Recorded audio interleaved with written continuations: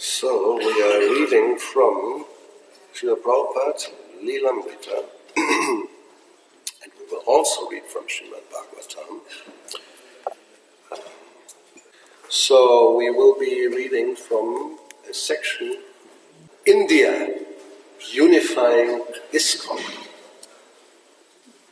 So this is referring to 1976 in Mayapur festival, which means 43 years ago. Now we were both there, so I invited Dharmatma Prabhu to also speak about this incident, which is actually one of them. Well, how can we say, something everybody remembers, because it was, as you will see, a very crucial moment in Iskcon's history. So I'll explain why. He will also explain why. So the situation is, Mayapur Festival 1976 is about to begin, and different senior devotees arrive in Mayapur because they have some agenda. They want to speak to Prabhupada, and actually they want to get Prabhupada to make a statement about relationship between sannyasis, brahmacharis, and grihastas, and ladies and children. So we'll see what this is all about. And it was pushed primarily by the leaders of what was then the Radha Damodar Sankirtan party. You may have heard about that. You have some explanation what it was? Primarily Tamal Krishna Maharaj. Well, I didn't want to mention any names. Okay. But anyway, it doesn't matter, yes. So when do they start? What were they doing? Can you tell us something about the Radha Damodar party? Well, Radha Damodar was basically founded by Vishnujan Maharaj, who took brahmacharis. In the beginning, it was only a few brahmacharis and one bus. And I had the fortune of traveling alongside him because I also had one bus, which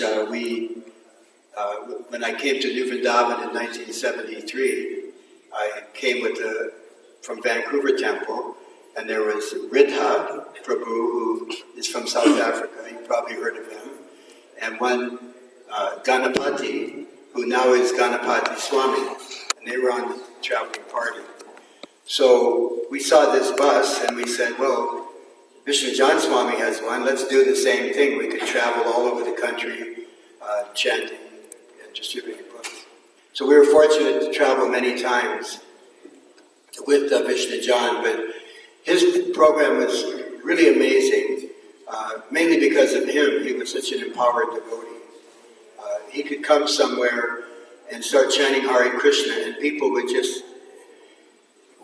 flock to him. If you read the wonderful book by Vyasaki, Radha Damodar Vilas, there's many, many wonderful stories about Vishnujan and the traveling parties.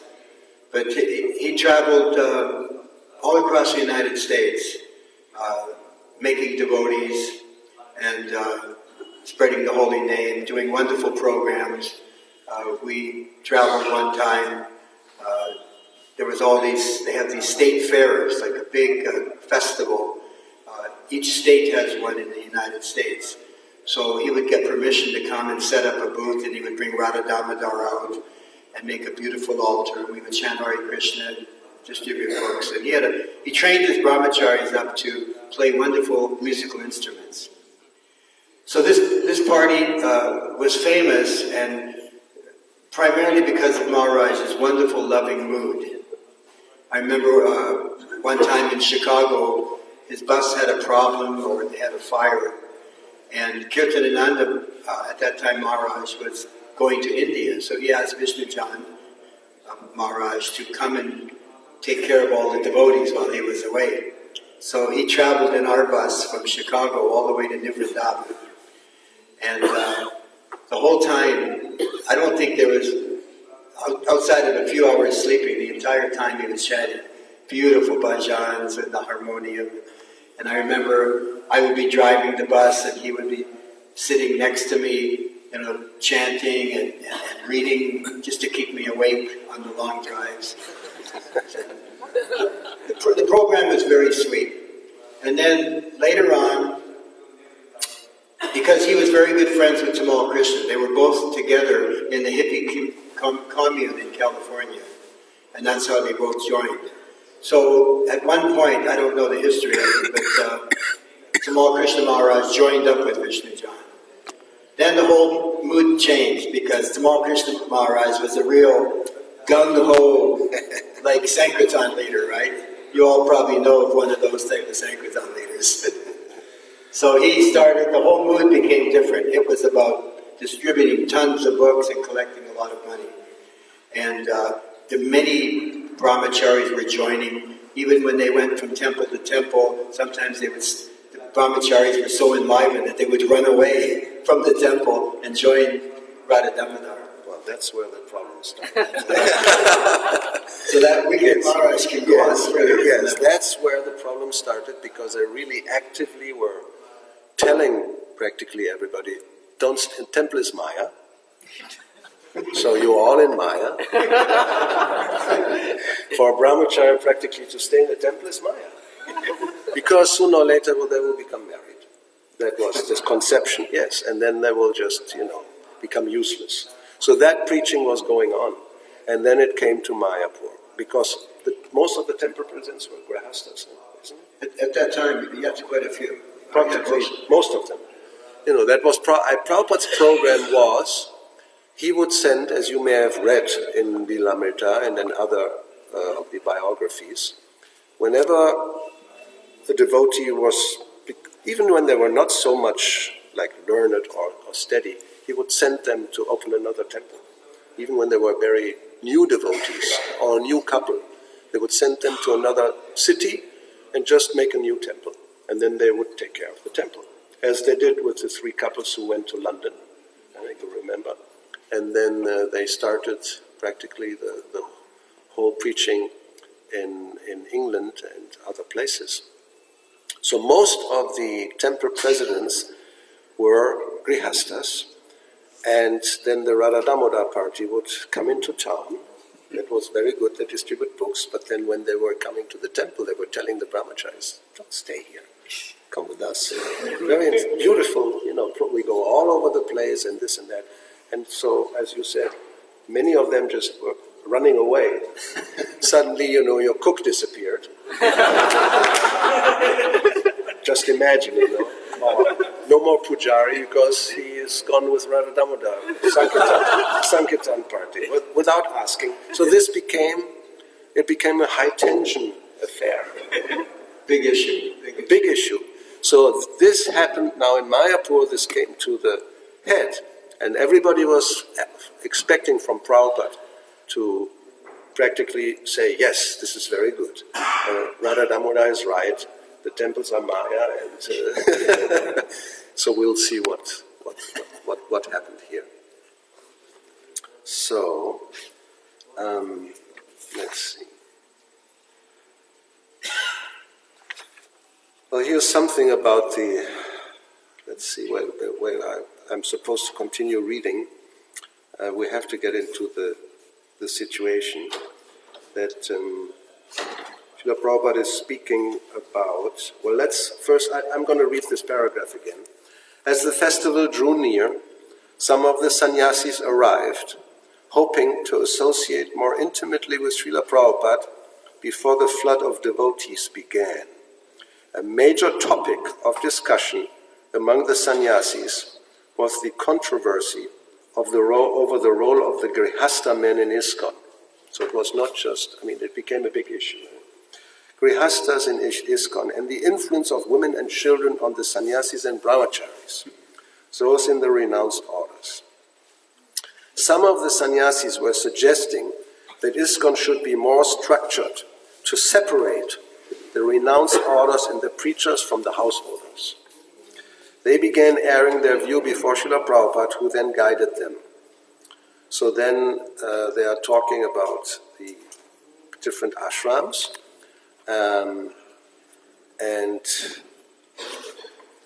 Srila Prabhupada's main point was that we shouldn't invent anything new or be guided by one's desires. Like Krishna says in Bhagavad Gita, vartate kama karataha. If you act whimsically just because I like it or I want to do this or that, then you're heading for trouble.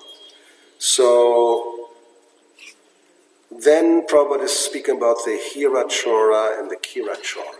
You heard about that. The thief of a diamond and the thief of a cucumber. Everybody is clear what that means? The idea is to steal a cucumber is practically nothing. It's only a cucumber, no value. But to steal a diamond is a big crime. You go. Probably for stealing a cucumber you don't go to jail. But if you steal a diamond, you'll go to jail. But Prabhupada's point was, so actually the stealing propensity is there. It doesn't matter whether it's only a cucumber or a diamond. Your mentality, I want to take something which is not mine. So it's a stealing propensity. So that comparison is that the Grihastha life is like stealing a kira, a cucumber. So, and those who go after prostitutes, they're supposed to be the Hira choras, the diamond thieves. Anyway, so then the whole topic became about, and it was Harishari who was asking about artificial renunciation, which is another thing. Those who were pushing that, we want to be separate, sannyasis and brahmacharis, from the grihasthas and women and children. History has shown that many of those later have difficulty and fell down and themselves became married and all that. Anyways, so now one of the grihasthas, because Harisari was a grihastha at the time, he is asking about artificial renunciation. And Prabhupada says, renunciation is not artificial, it is a process. We have to give up sense gratification. So, go through a process to turn. Like sometimes in a health club, there is artificial swimming. Swimming, is it not? Like when you just do exercise without water. Artificial swimming is not actually swimming, but it is to practice. So then another grihastha, Dayananda, he is asking, but sometimes people who renounce, they become very proud, which, yes, we have experienced, especially maybe in those days. The sannyasis were known for being a little bit arrogant. So how is that to be understood? So Prabhupada continued to reply that renunciation had to be actually practiced. Everyone must, now come a few statements that everybody should take very seriously. Everyone must attend the Mangal Arati, he said. One must attend this. Otherwise, no prasadam. Yeah. If you are too sick, then also you should not eat. There should not be sleeping at the time of Mangalarti because he says he's sick. I don't feel well, so I have to sleep. Then at the time of prasadam, voracious eating. No. So if the devotees were looking for Prabhupada to make an absolute distinction between grihastha and sannyasi, it was not there. He wouldn't do that. He emphasized rather that actual quality and the practice of the individual devotee, these were the important points. So then there was a morning walk, and Hridayananda Maharaj, he summarized some talks the sannyasis had amongst themselves. And he said, we were thinking that it would be nice to have the city centers for the preachers, sannyasis, brahmacharis, and the women and children, they can go to the farms. There they can do a little work and produce their own food. So Prabhupada, yes, farms they can live and do some handwork. And then another sannyasi, he says, Guru Kripa Swami, but they won't do it, Prabhupada. So that means they would just, live there and don't do anything. So then you don't allow, Prabhupada says. If they do not follow the rules and regulations, then what is the use? Another sannyasi said that when many householders came together in big communities, an atmosphere of laziness developed. Whereas when lots of brahmacharis were preaching together, it was more enlivening. So how is it here? How is the Grihastha community? Are they lazy? They're doing well. What about the brahmacharis? They're also so that is good news. But the experience was, then you are very fortunate because I'm traveling to many places in the world, and you are also traveling. So now you have to be honest, we will be honest. I've been a Grihastha. So it is a fact, I think, that there's a tendency if you live with your family life, that you may not be so much inclined to get up very early and go to Mangala Artik, isn't it? We see that happening. Yes. We see that happening. I definitely can say that we see that happening. Maybe only in the West, maybe not in India. Is it? I think it's universal anyway. So, but Prabhupada then answered, he said, everyone should be engaged. No idle life. Not just, we never encourage laziness. If we maintain lazy men, then everything will be spoiled. So, then another devotee, he said, I heard, Prabhupada, that you said that our society is not a love-making society. But these things are going on. So, referring to an impropriety of two of his disciples, Prabhupada replied, yes, I've seen it in Vrindavan. But Western devotees, I know the story, I'm not going to tell any names. Then other complaints came. One leader argued that the temple should not have to carry the burden of maintaining women with children but no husbands. So this is a universal problem. Even in those days, we're talking about 43 years ago. Nowadays, it's even worse, I think. There are so many single mothers, right? Single parent, which is like accepted practically, in America. Single parent, it's not a big thing. In Western culture. It's like normal. So another complaint was that brahmacharis, by selling books, were in effect supporting the householders. I know that this was definitely an issue in some temples, even after Prabhupada left, that in one temple, for example, deity worship was going on and some farming and so many other services. And most of those who were doing those services were married. They were grihastas with their wife and children. And the money to maintain the whole project were coming from the Sankirtan. So we had, I'm not going to say what country, there were so many Sankirtan parties and there was so much money generated and that it was distributed. And a good amount went to a place where there were many, many grihastas. And practically their lifestyle was supported by the income coming from the book distribution. So this is in America probably was also like that in some places. So that was a big complaint. Then Prabhupada continued to reply in a philosophical and practical way that whatever discrepancies were present should be rectified. And later he would say that the GBC should deal with this. So sense gratification, laziness, and a failure to attend the temple programs should not be tolerated. And this is another problem. I'm probably not here, but again, I'm referring to other places. That you have the situation that certain devotees who are doing certain services, which are important, but they don't attend the temple program practically at all. But you don't say anything because you need their service. You have some experience of this? Yes. So it's also universal then. So, and the question, what to do? Huh? What to do? What would you do? You're a temple president. Actually, I was at one time.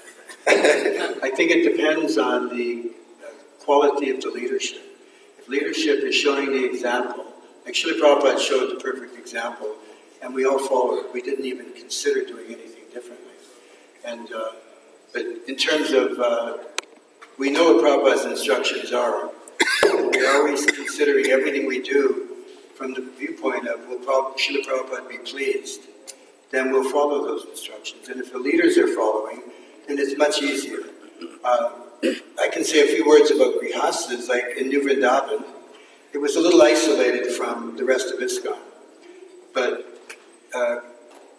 we had many Grihastas, it was mostly Grihastas, few disciples. I mean, Radhanath Swami was a brahmachari there, and there was a group of brahmacharis.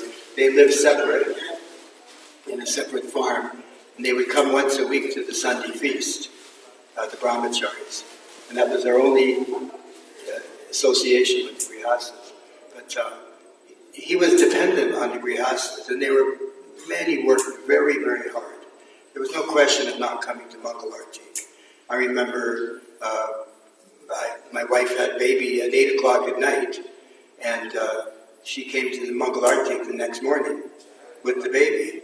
But that was the standard. That's what everyone did, because we knew we had to come to Mangalarti. So, like Srila Prabhupada is saying, no one should be lazy. So. And that's 43 years ago. Yes. So today, this is definitely, at least in my experience, it's not like that, because even in a place where the leaders are in the morning program, still so many others don't go. So anyway, we can think about what to do. Not much, I think not much you can do, unless you want to close down temples. It's difficult, very difficult. So shortly after his arrival in Mayapur, Prabhupada had addressed a similar issue in his own correspondence. A Mr. Chatterjee had written from Calcutta to say that he was preaching worship of Lord Chaitanya and was eager to show Srila Prabhupada some articles he had written. Mr. Chatterjee stated, "My theme is, we can get to see our God, Gauranga, by taking sannyas. Those who are grihastas reach to the Godhead through Nam Sankirtan." So Srila Prabhupada encouraged the man with a reply, "Your theme is okay, but there were many devotees of Lord Chaitanya like Advaita Acharya and even Lord Nityananda who were grihastas. Lord Chaitanya left his grihasta life. It is a matter of understanding Krishna.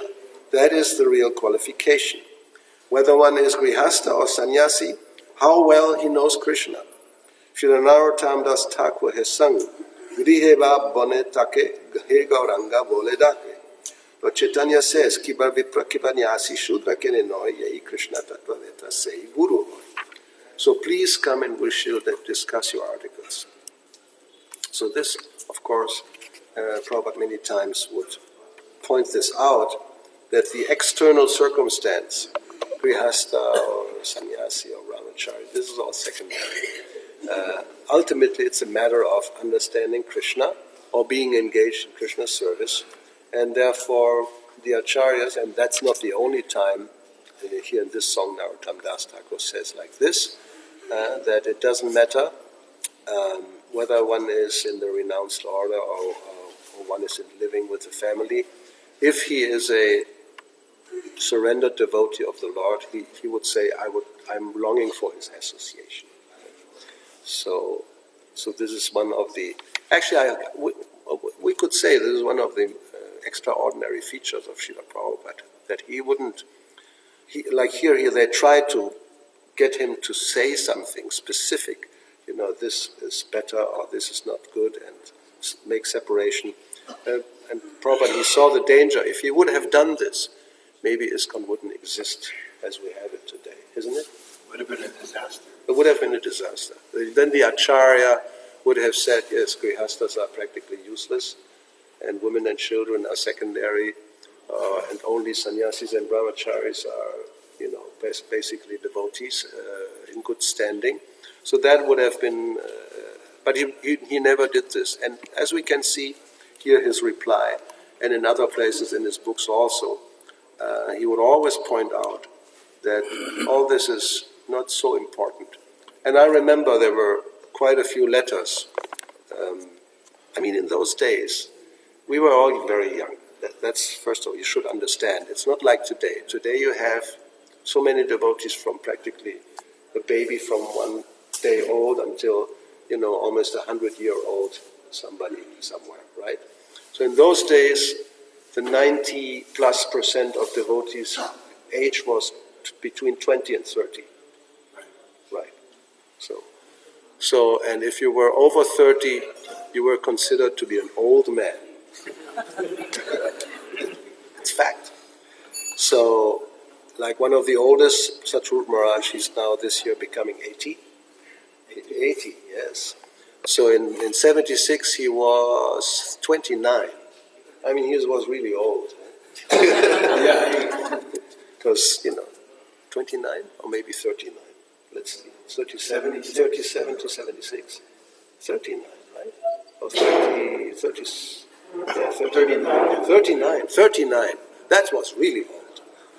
I was 25. How old were you? When I joined? No, 76. I was 29. So you were old also. I'm 75. So that's really old. But no, anyway, at this time everybody was very young. And so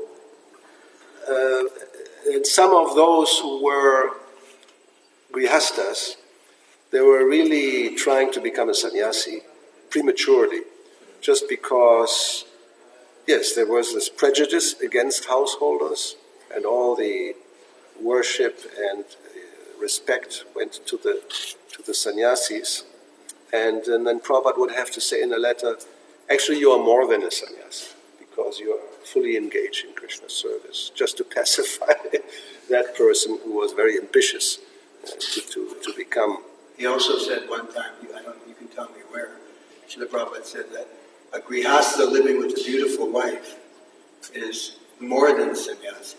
A grihasta who is living with a beautiful wife who's following all the process is more than sannyasi, because he has that temptation there, but it doesn't affect him, and he's just focused on serving Krishna. So, crazy.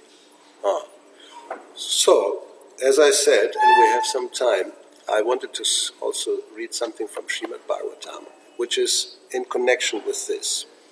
And that is the story of Gajendra the elephant and the crocodile. This purport was also written in 1976. And it was written when one of those sannyasis actually left the ashram and went away. And anyway, so then many of you, some of you, those know this purport, I think, a very famous purport. So it is about the elephant who's losing strength in the fight because he's in the water. So therefore, Prabhupada says in the purport, Srimad Bhagavatam, let's read the verse. Tato gajendrasya mano balau jasam kalena dirghena mahan abut vyayaha vikrishyamanasya jaleva sidato viparyayo bhut sakalang jalaukasaha. Because of being pulled into the water and fighting for many long years, the elephant became diminished in his mental, physical, and sensual strength. The crocodile, on the contrary, being an animal of the water, increased in enthusiasm, physical strength, and sensual power. Srila Prabhupada's purport. In the fighting between the elephant and the crocodile, the difference was that although the elephant was extremely powerful, he was in a foreign place, in the water. During 1,000 years of fighting, he could not get any food, and under the circumstances his bodily strength diminished, And because his bodily strength diminished, his mind became weak and his senses less powerful. And the crocodile, being an animal of the water, had no difficulties. He was getting food and was therefore getting mental strength and sensual encouragement.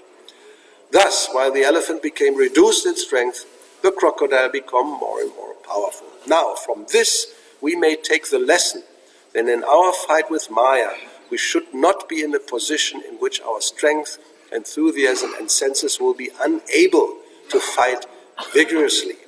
Our Krishna consciousness movement has actually declared war against the illusory energy in which all the living entities are rotting in a false understanding of civilization. The soldiers in this Krishna consciousness movement must always possess physical strength, enthusiasm, and sensual power. To keep themselves fit, they must therefore place themselves in a normal condition of life. What constitutes a normal condition will not be the same for everyone. And therefore there are divisions of Varnashram: Brahmana, Kshatriya, Vaishya, Shudra, Brahmachari, Grihastha, Vanaprastha, and Sannyas. Especially in this age of Kali, it is advised not to take sannyas. Then he quotes from Brahma-vaivarta Purana. From this we can understand that in this age the sannyasa ashram is forbidden because people are not strong. Sri Chaitanya Mahaprabhu showed us an example in taking sannyas at the age of 24 years. But even Sarvabhauma Bhattacharya advised Sri Chaitanya Mahaprabhu to be extremely careful because he had taken sannyas at an early age. Therefore I took sannyas when I was old. If I would have taken sannyas at an early age, I wouldn't sit here. So for preaching, we give young boys sannyas. So, of course, from Prabhupada's point of view, 20-something olds are young boys. That's now my, how old are you? 28, old man, but for me, almost my grandson. So, so anyway, we are giving young boys sannyas, but it is experienced they are not fit for sannyas. There is no harm, however, if one thinks that he is unfit for sannyas. If he is very much agitated sexually, he should go to the ashram where sex is allowed, namely the Grihastha ashram. That one has to be found weak in one place does not mean he should stop fighting the crocodile of Maya. One should take shelter of the lotus feet of Krishna, as we shall see Gajendra does. And at the same time one can be a Grihastha if he is satisfied with sexual indulgence. There is no need to give up the fight. Sri Chaitanya Mahaprabhu therefore recommended Stanistita Shruti Gatam Tanuman Manobihi. One may stay in whichever ashram is suitable for him. It is not essential that one take sannyas. If one is sexually agitated, he can enter the Grihastha ashram. But one must continue fighting. For one who is not in a transcendental position to take sannyas artificially is not a very great credit. If sannyas is not suitable, one may enter the Grihastha ashram and fight Maya with great strength. But one should not give up the fighting and go away. So Prabhupada was very practical. Sometimes he would also speak quite strongly about how Grihastha life is not very favorable for developing Krishna consciousness. There are so many temptations and obstacles. At the same time, if it's a question one will go away and stop the process, then better one goes to a place where one feels comfortable and then continue fighting. So he would not get into this argument and pronounce himself, being a sannyasi, one may say, in favor of the sannyasis and brahmacharis, and then completely discredit all the married men and their wives and children. That would have practically divided the society, and who knows? Fortunately, he didn't do that. So any questions or comments from your side? Oh. Maharaj, would it be advantageous if a brahmachari is having some difficulty in the temple to want to go in? There's programs where brahmacharis, like Harinam Ruchi, probably know about Harinam Ruchi party, right? They're a group of brahmacharis and a couple of grihastha men that travel all over the world, and they're chanting Hare Krishna from 3 to 6 hours a day on the street, distributing books. Yeah. And many brahmacharis come and join, and they say, "I've never been so enlivened in my life." Right. So, You joined. yes, I've never been so enlivened in my life. You're right. But sometimes brahmacharis, and these parties exist, like in America. Dandavir Swami has a group of men that travel, and it was like the old days, right? So they want to have that extra association, and maybe they won't have to get married. Well, it's definitely worth trying that, because Sangat Sanjayati Kama, our desires develop by association. So if one, well, we could say if you live in a place where there's many material comforts and facilities, one may get it to the tendency of becoming, kind of lazy in one sense, or then the brahmachari wants to have, I don't want to get into all the details, something that resembles in one sense a grihastha situation. And the austerity becomes practically non-existent, and so many facilities one is using, maybe money is coming.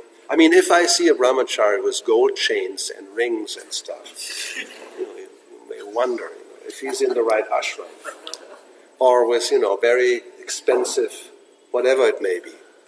So this it's all for Krishna's service. This is very tricky.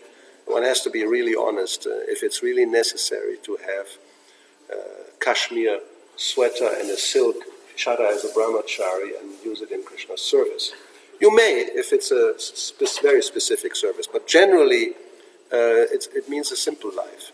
So if one sees that I'm becoming like weak by associating in a certain way, then maybe going to a different program where it's just traveling and you don't have time to get, comfortable in one place, then that may be That may be helpful, definitely.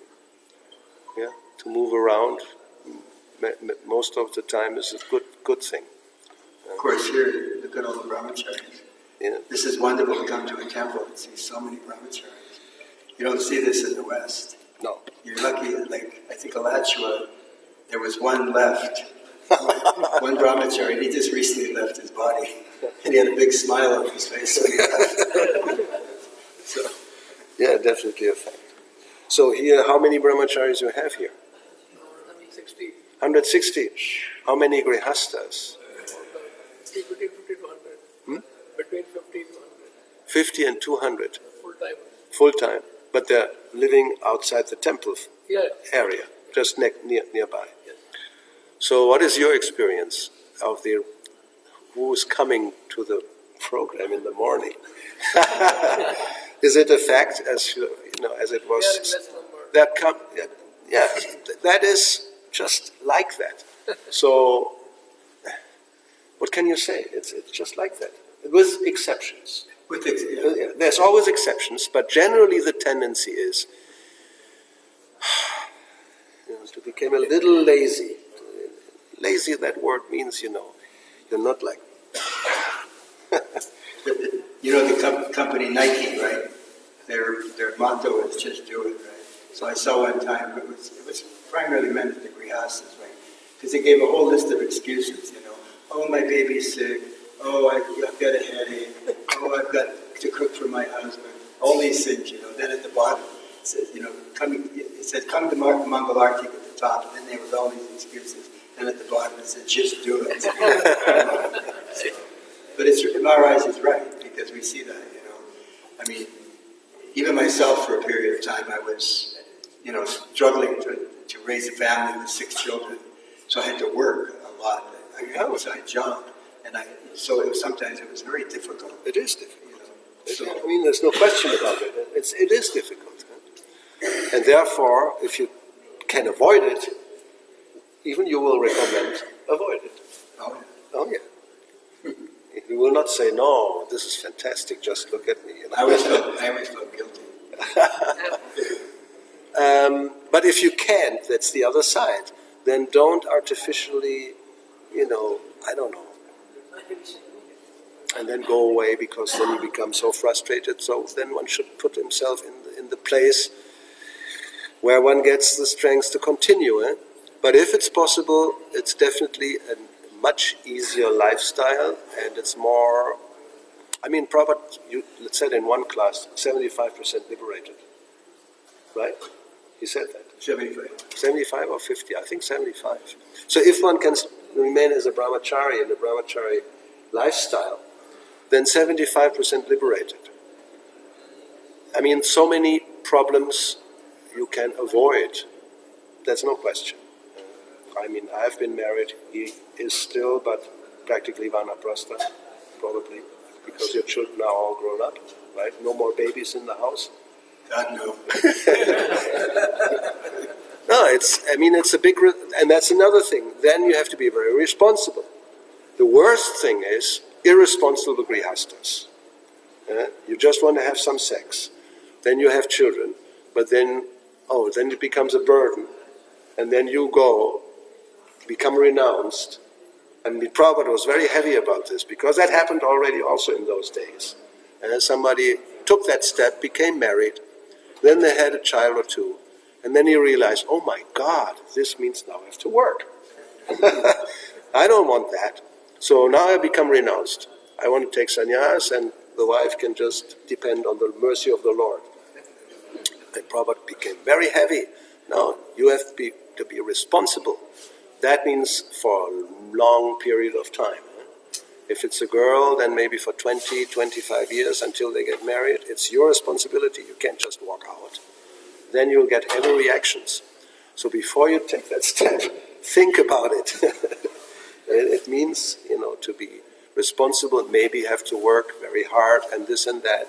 And then the side for spiritual, or the time even for purely spiritual activity becomes a little compromised, a little less, and it becomes more difficult. That's no question about it. Like Maharaj said, association is so important. Association is key. It doesn't matter what ashram you're in. The most important thing is association. You associate with, there's one saying that if you're the smartest man in the room, you're in the wrong room. Right? Because you want to be in a room where everybody else is smarter than you, and they'll help you raise your level. So this is why you probably have here like a mentoring program, senior brahmacharis that take care of the others. It's a wonderful program. They have it in the Bhakti-yoga manner, and I know Radhanath Swami has it at Chaupati, and it works wonders. And not only, even in the materialists, they have this program. Yeah. They, Well, Prabhupada said, he actually founded Iskcon on this principle of giving association. So that people come and they have the opportunity to meet sadhus, to be with them, to hear about Krishna, be engaged in some service. And he said, like in the material world, people do this. They have a club for playing golf. They have a club for, if they are businessmen, they get together and talk about business. So we are doing the same. We talk about Krishna and we want to help each other how to become more Krishna conscious. That's how it works. So association is sadhu sangha, sarva shastri koi. Lava matra sadhu sangha, sarva siddhi hoy. All perfection will come. Even lava matra means 1/11th part of a second. It's a very brief moment. Even that can be sufficient just to get you on the right track. So you're very fortunate. Keep on going. Lilamrta, Prabhu, give us some enlightening comment.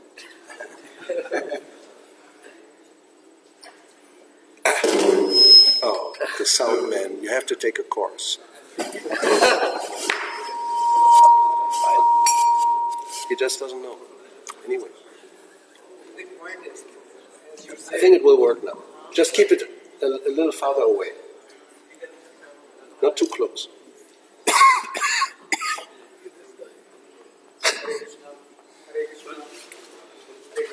Anyway. So Maharaj, the point as you made, it's a real point, that we need the service of the devotees who do not come to morning program. Yes. We need their service and they are not coming in morning program. When they are not coming in morning program, then they are not getting association. So this is our association. Yeah. And they come and they are enlivened or they are Right. encouraged.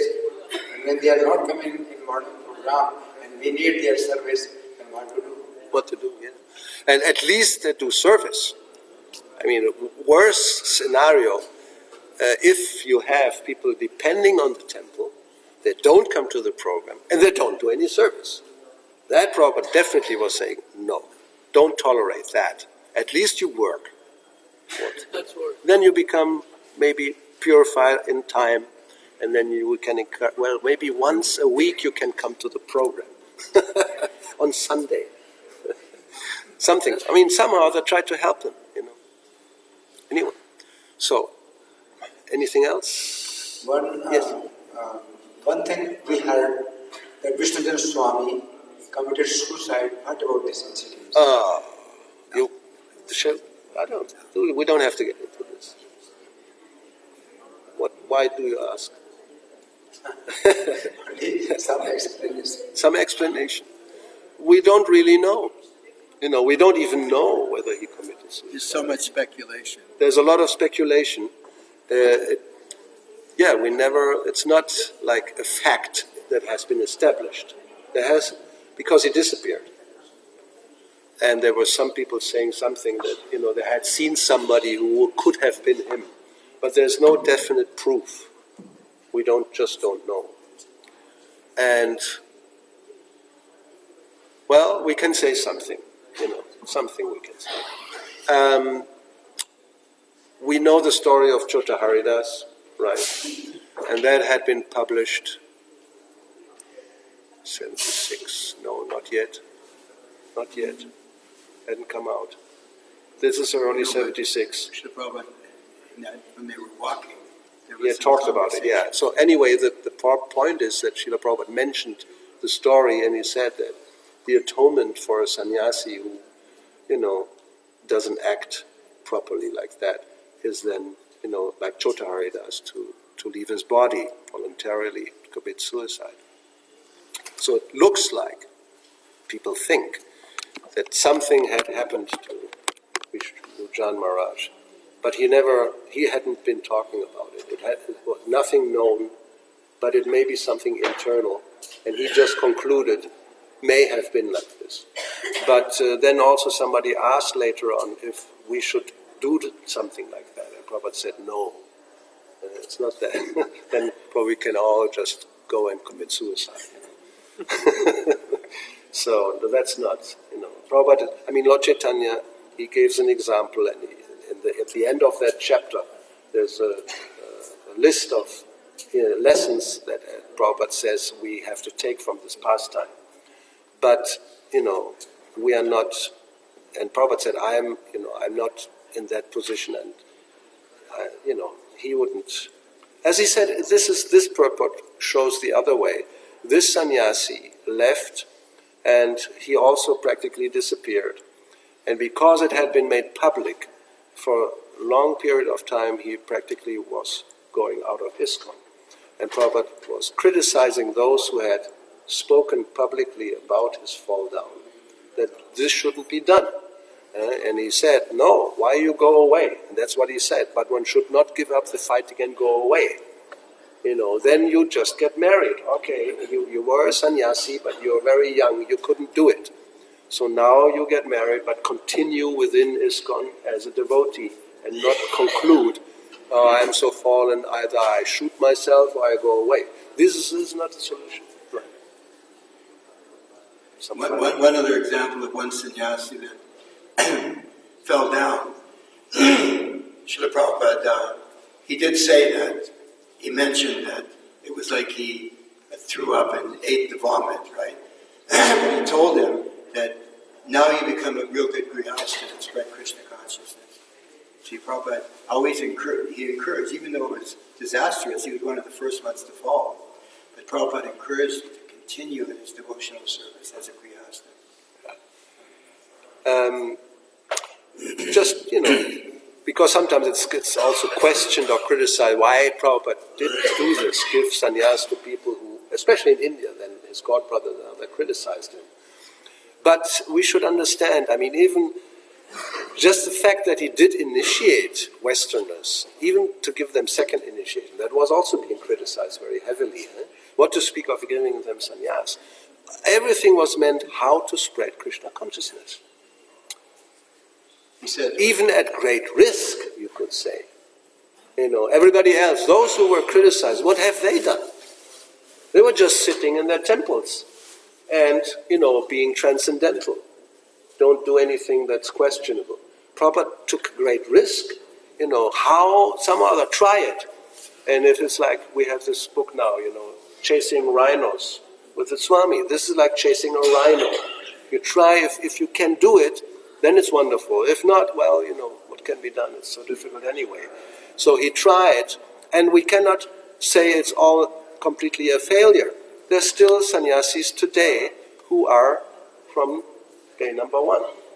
They didn't have any difficulty. Well, even if they had, but they didn't go away, they didn't get married, and they're continuing as sannyasis.